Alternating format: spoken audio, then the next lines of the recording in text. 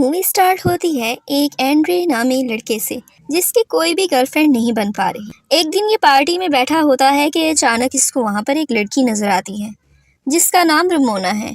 वो इसके स्कूल की सबसे खूबसूरत लड़की है।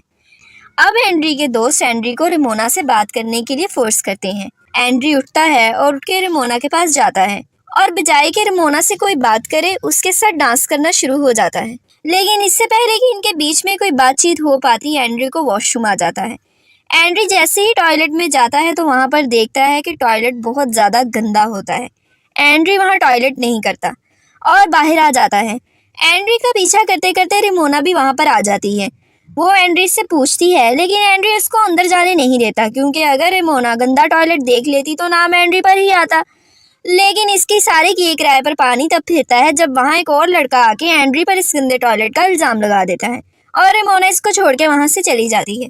अगला दिन होता है तो एंड्री अब इसके बारे में अपनी माँ से सजेशन ले रहा है, लेकिन इसकी माँ इसके बारे में ज़्यादा नहीं जानती और इसकी वजह से कुछ भी नहीं कहती। शाम होते ही एंड्री अपने दोस्तों के साथ दोबारा से एक पार्टी में जाता है जहाँ उसे रमोना दिखती है और दूसरी तरफ रमोना की दोस्त से रमोना से कहती है कि एंड्री तुम्हें बहुत ज़्यादा पसंद करता है और एंड्री की आज तक एक भी गर्लफ्रेंड नहीं और एंड्री का किसी के साथ भी कोई एक्सपीरियंस नहीं।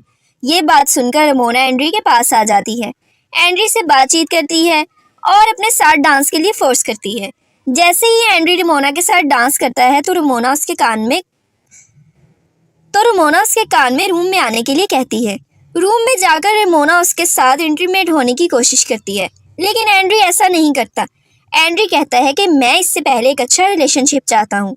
एंड्री की बात सुनकर रमोना को बहुत गुस्सा आता है और रमोना वहाँ से इसे छोड़कर चली जाती है।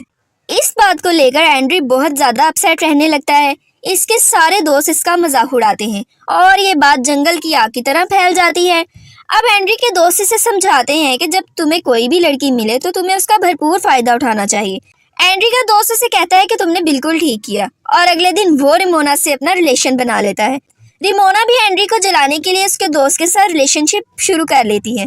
अगले दिन एंड्री स्कूल में जाता है और अपने दोस्त से कहता है कि तुम रमोना के साथ अपना रिलेशनशिप खत्म कर दो, क्योंकि रमोना मुझे जलाने के लिए तुम्हारे साथ रिलेशनशिप बना रही है, जो कि अच्छी बात नहीं।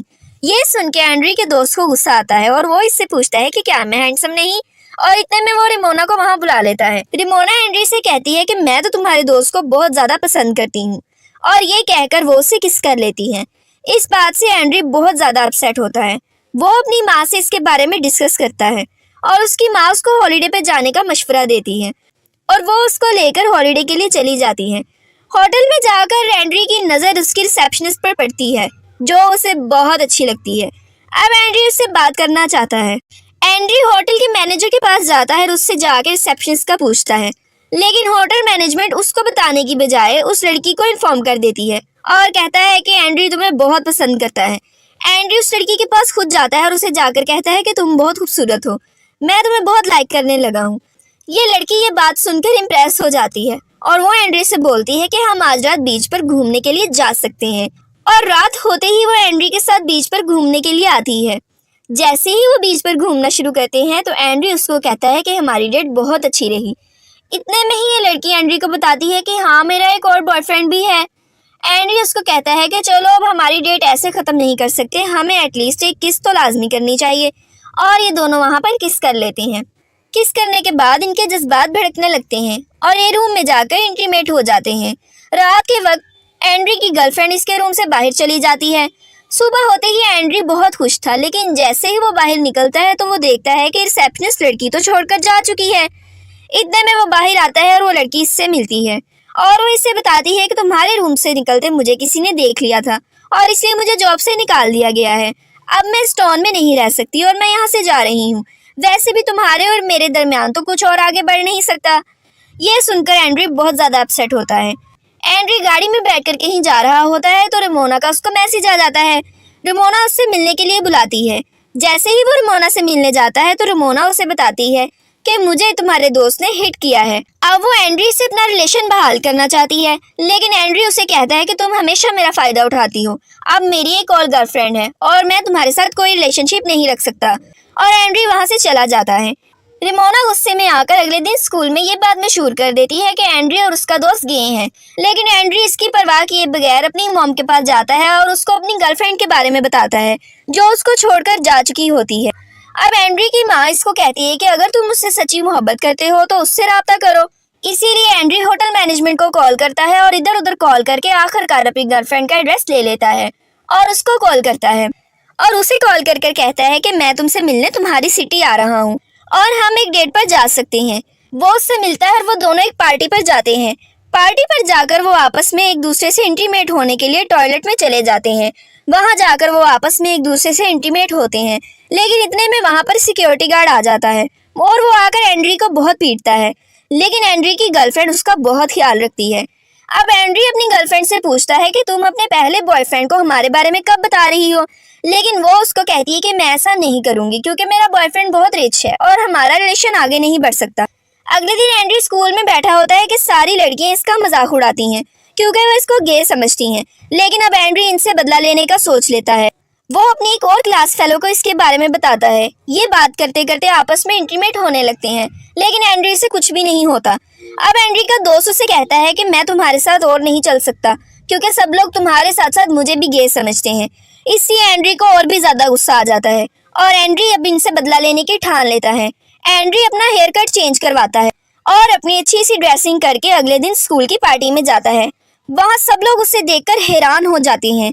वो रेमोना को अपने पास बुलाता है और रेमोना भी उसके पास चली जाती है।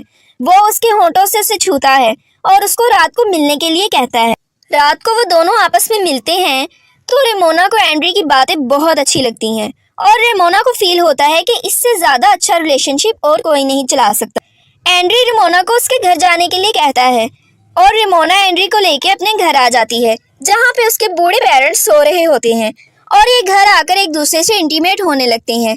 उसके बाद इनका रिलेशन आपस में बहुत अच्छा चल रहा होता है कि अचानक एक दिन एंड्री को उसकी पुरानी गर्लफ्रेंड का मैसेज आता है कि 1 घंटे में मुझसे आकर मिलो, मैं तुम्हारे टाउन में हूँ। एंड्री रेमोना को कहता है कि मुझे जरूरी काम से कहीं जाना है। अब एंड्री अपनी गर्लफ्रेंड से जाकर मिलता है और वो इसको किस कर लेती है। वो अपनी गर्लफ्रेंड को लेकर घर आता है और इसे अपनी माँ से मिलवाता है जहाँ पर उसको रेमोना की कॉल्स आने लगती हैं। रेमोना इसको कहती है कि तुम मुझसे मिलने नहीं आए, अब तुम मेरे लिए फ्लावर्स लेकर फौरन मेरे घर पहुंचो। लेकिन एंड्री उसको कहता है कि हमारा रिलेशनशिप अभी तो स्टार्ट हुआ है, तुम हमेशा ऐसा ही करती हो, और ये कहकर कॉल बंद कर देता है। अब एंड्री अपनी गर्लफ्रेंड के साथ है। एंड्री रेमोना से मिलने नहीं जाता।